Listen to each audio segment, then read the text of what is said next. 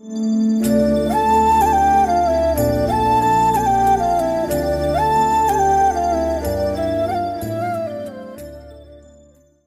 Guys, welcome back to Lucky Nari YouTube channel అండి. అందరికీ నమస్కారం. సో ఇవాళ రెసిపీ వచ్చేసి స్ప్రింగ్ ఆనియన్ ఫ్రై అండి. చాలా టేస్టీగా ఉంటుంది.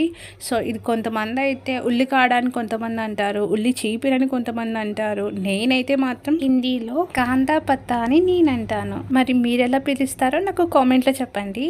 సో ఈ స్ప్రింగ్ ఆనియన్ ఫ్రై అనేది హెల్త్కి చాలా మంచిదండి. దీంట్లో చాలా విటమిన్స్ ఉంటాయి.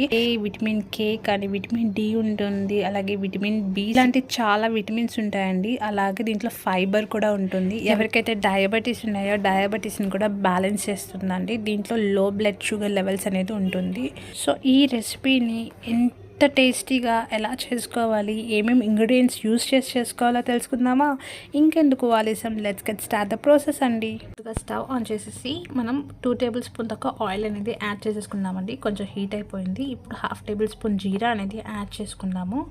జీరా యాడ్ చేసుకొని కొంచెం పోపు కూడా యాడ్ చేసేసుకుందామండి. పోపు అంటే ఆవాలు, అలాగే మినప్పప్పు. తర్వాత 2 ఎండుమిర్చిని యాడ్ చేసేసుకుందాము. ఇప్పుడు ముందుగా సన్నగా కట్ చేసి పెట్టుకున్న ఆనియన్స్ అనేది యాడ్ చేసేసుకుందాము. నేనైతే ఒక ఆనియన్ తీసుకున్నానండి. ఒకసారి మంచిగా గరిటెతో కలబెట్టేసేద్దాము. కలబెట్టేసిన తర్వాత 2 రెమ్మల కరివేపాకుని యాడ్ చేసేసుకుందాము. వాటిని కూడా ఒకసారి గరిటెతో కలబెట్టేసేద్దాం. ఇప్పుడు ముందుగా కట్ చేసి పెట్టుకున్న పచ్చిమిర్చిని కూడా యాడ్ చేసేసుకుందాము. నేను చిన్నవి ఒక 2 పచ్చిమిర్చి అనేది తీసుకున్నానండి. వాటిని కూడా యాడ్ చేసేసుకొని ఒకసారి గరిటెతో మిక్స్ అయ్యేలాగా కలబెట్టేస్తున్నాను. ఇందులోకి 1/2 టేబుల్ స్పూన్ అల్లం వెల్లుల్లి పేస్ట్ అనేది యాడ్ చేసేసుకుంటున్నానండి. ఇప్పుడు 1/2 టేబుల్ స్పూన్ పసుపు యాడ్ చేసుకుంటాము.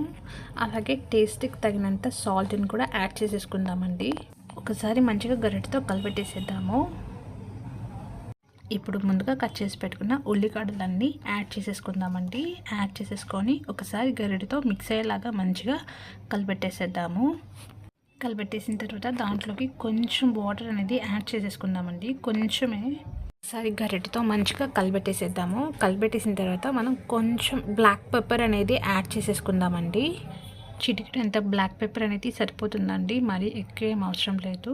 ఒకసారి గరిటెతో మంచిగా కలిపెట్టేసి మూత పెట్టేసి ఒక 5 నిమిషాల పాటు మంచిగా మగ్గనిద్దాము. ఇప్పుడు ఒకసారి మూత తీసి చూద్దాం. చూసారు కదా, వాటర్ అంతా ఇనికిపోయి మంచిగా పర్ఫెక్ట్గా కుక్ అయిపోయిందండి. సో ఇప్పుడు దీంట్లోకి మనం ప్రిపేర్ చేసుకున్న మసాలా స్టఫ్ అనేది దీంట్లోకి యాడ్ చేసేసుకుందాము. అది ఎలా చేయాలో చూపిస్తాను, చూసేయండి. 2 టేబుల్ స్పూన్ శనగపిండి అనేది తీసుకున్నానండి. దాంట్లోకి 1/2 టేబుల్ స్పూన్ కారం అనేది యాడ్ చేసేసుకుంటున్నాను. అలాగే 1/2 టేబుల్ స్పూన్ ధనియా మసాలా కూడా యాడ్ చేసేసుకుంటున్నానండి. యాడ్ చేసుకున్న తర్వాత ఒకసారి మిక్స్ అయ్యేలాగా గరిటెతో మిక్స్ చేయండి. మిక్స్ చేసిన తర్వాత ఆ మసాలా స్టఫ్ అంతా మనము ఇప్పుడు ప్రిపేర్ చేసుకున్న స్ప్రింగ్ ఆనియన్ ఫ్రైలోకి యాడ్ చేసేసేయండి. యాడ్ చేసేసిన తర్వాత ఒకసారి గరిటెతో మిక్స్ అయ్యేలాగా మంచిగా కలిపెట్టేసేయండి. దీంట్లో మెయిన్ టేస్టింగ్ కోసం ఇంకొక ఇంగ్రీడియంట్ ఉందండి. అది ఏంటి అంటే ఇప్పుడు చెప్తాను, వినండి. సో ముందుగా మనం రోస్ట్ చేసి పెట్టుకున్న పల్లీలు తీసుకోండి.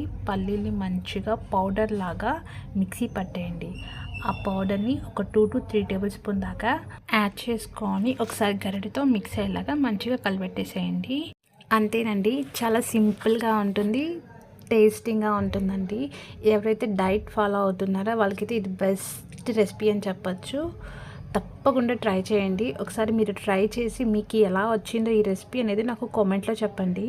ఇప్పుడు దాకా మన ఛానల్ని ఎవరైతే సబ్స్క్రైబ్ చేసుకోలేదో please do like, share and subscribe to my YouTube channel అండి. మరి ఈరోజు రెసిపీ చూసేసారు కదా. See you on the next vlog. Bye.